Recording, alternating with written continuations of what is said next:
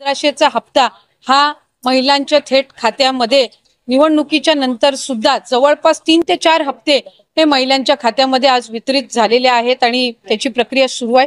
अशाच पद्धतीने ही योजना पुढेही सुरू राहणार आहे।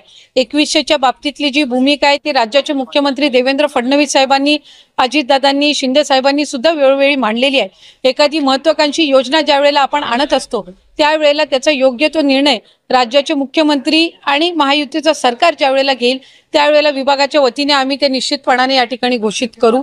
आज 1500चा लाभ देत असताना सुरुवातीला तर विरोधक म्हणायचे की हे 1500 पण तुम्हाला मिळणार नाहीत, पण त्यानंतर आम्ही ही योजना यशस्वीरित्या राबवली। त्याच्यानंतर म्हणायचे की निवडणुकीच्या नंतर ही योजना बंद होणार, पण आज 2,52,00,000 महिलांपर्यंत आम्ही हा लाभ त्या ठिकाणी पोहोचवत आहोत आणि आज 36,000 कोटींची जी तरतूद अर्थसंकल्पामध्ये करण्यात आलेली आहे जेणेकरून ही योजना अशाच पद्धतीने पुढे सुरू राहावी। त्यामुळे आम्ही कुठलाही महायुतीच्या सरकारने लाडक्या बहिणींना दगाफटका दिलेला नाहीये।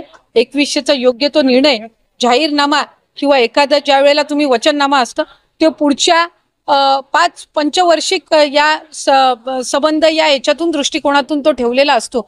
त्यामुळे त्या बाबतीतला योग्य तो निर्णय हा महायुतीचं सरकार हे निश्चितपणाने घेईन। पण आपल्या माध्यमातून मला लाडक्या बहिणींना सांगायचंय की ही योजना कधीही बंद होणार नाही आणि करू।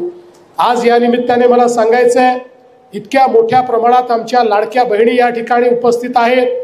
आपल्या लक्षात असेल आम्ही जेव्हा लाडकी बहीण योजना सुरू केली त्यावेळी आमचे विरोधक कोर्टात गेले होते ही योजना बंद करा म्हणून, पण आम्ही कोर्टाला देखील सांगितलं की आमच्या बहिणींना आम्ही मदत करू इच्छितो तर यांना का बरं या ठिकाणी त्रास होतो आणि कोर्टानेही आम्हाला परवानगी दिली।